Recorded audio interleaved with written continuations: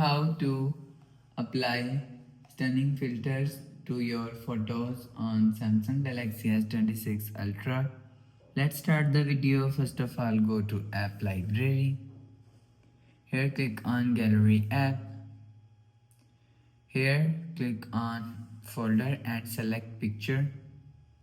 After select picture, click on this edit icon. After click on this edit icon, you will see this is filter icon. So click on filter icon. So if you want to apply stunning filters to your photo, so you will select filters from here. So after select filters, you will see